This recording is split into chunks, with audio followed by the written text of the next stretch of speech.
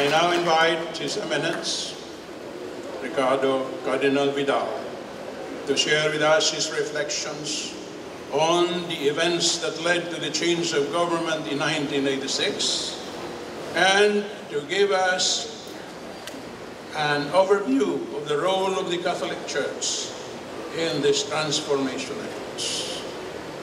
Your Eminence, kindly take the floor. Thank you very much.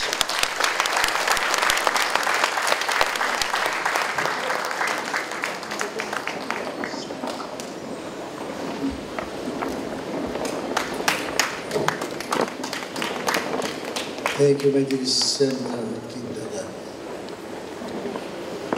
Your Excellencies, the brother Archbishops and Bishops of the Philippines, Reverend Pastors and leaders of Muslim communities, my dear transformed leaders of the Philippines,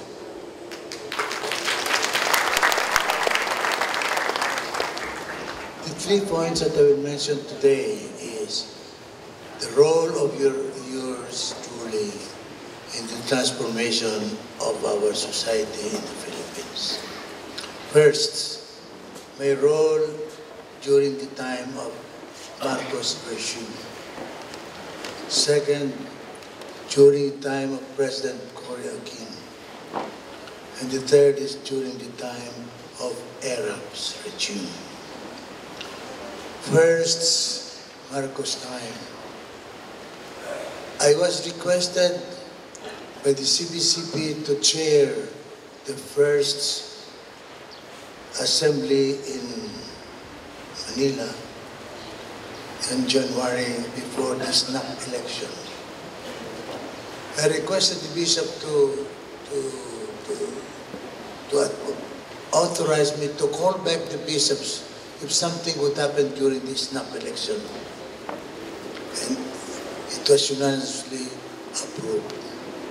So I called back the bishops after the snap election and asked them to report on what happened in all the provinces of the Philippines. And there was a turnover of a massive fraudulent election. And then I asked the bishops, can we call our theologians to tell us what is the obligation of the bishops then? And they all told us the bishops should now make a call to the Filipinos for a change in our government.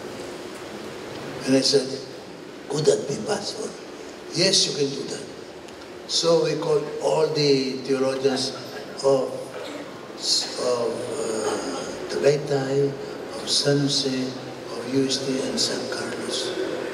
And they told us, now it is your moral obligation to lead us and give us the leadership. And so that's why I choose 5 of the Reverend Archbishops and Bishops in the Philippines to put up a pastoral letter we call the now famous pastoral letter after the snap election. It was headed by the late Archbishop Legazpi. And indeed, in that situation, we said that we have determined that there is such a fraudulent election. The government who takes over has no moral authority over the people. And therefore, we leave the people to do something about this.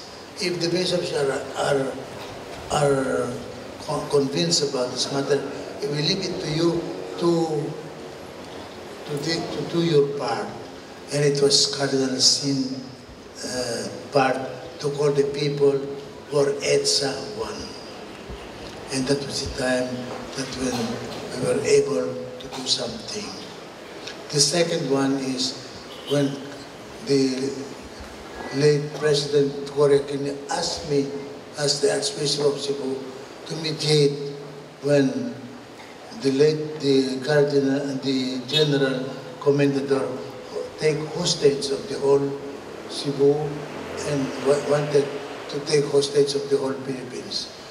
And President Aquino, can you dialogue with him on my behalf, because I cannot come to Cebu.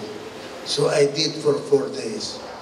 And in the last days, I told the general, look at the mirror. Look at your eyes, they are all reddish. That means you have not been sleeping for 4 days. Look at your emaciated face. That means you have not been eating well. If that's the case, in my pastoral experience, in my pastoral visitation, people with this kind of sickness just fall down. And what will happen to your dreams?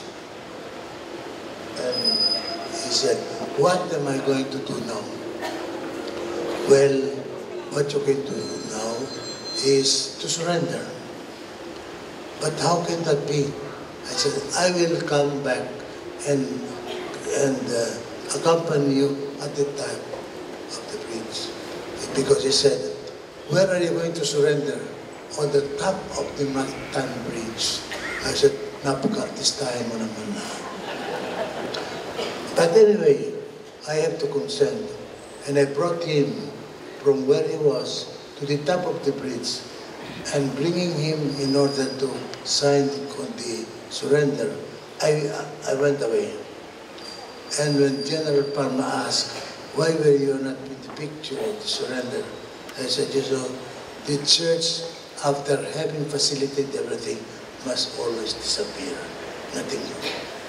So I disappeared. I was not in the picture. So that was the second. And the third is for the second EDSA rally.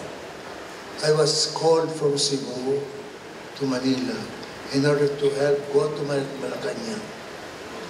And we tried to, with the aid of former Senator Pimentel, to convince Iraq not to have the snap election because it is unconstitutional. They could not be convinced. And so it was already 1 o'clock in the morning when I told Your Excellency, I have to go back home because it is Fiesta Señor now, and I must be in Cebu for the feast of Señor Santo Niño. He brought me to the door, and then when he said, why are you here? What was your purpose? I said, you know, Excellency, when I left the house in Bakwak, they were already forming a rally for Malacanang. And I do not like to happen what had happened to Marcos. What are you going to do now? He told me, oh, can you advise me something? This is what I would like you to memorize. 3 points. To avoid bloodshed. For the sake of the Filipino people, I leave Malacanang. I did not choose I leave the presidency because I'm not a lawyer. I do not know the consequences. But that's precisely what he declared when he stepped down from Malacanang. For the sake of the Filipino people, to avoid bloodshed, I leave Malacanang. And so that was the role of your servant. The Lord has given me the role in the time of Marcos regime, then President Cory Aquino during the coup d'etats, and then during the Arabs' time. I was very instrumental in letting them step down, because I had to go to Malacanang to request them to get down and to leave the presidency. But I was not able to convince them, but in other ways. But God has given me some other ways to achieve my purpose. And that was my role in the transformation of the country, and from the government, from regime of dictatorship to democracy, not democracy. Thank you.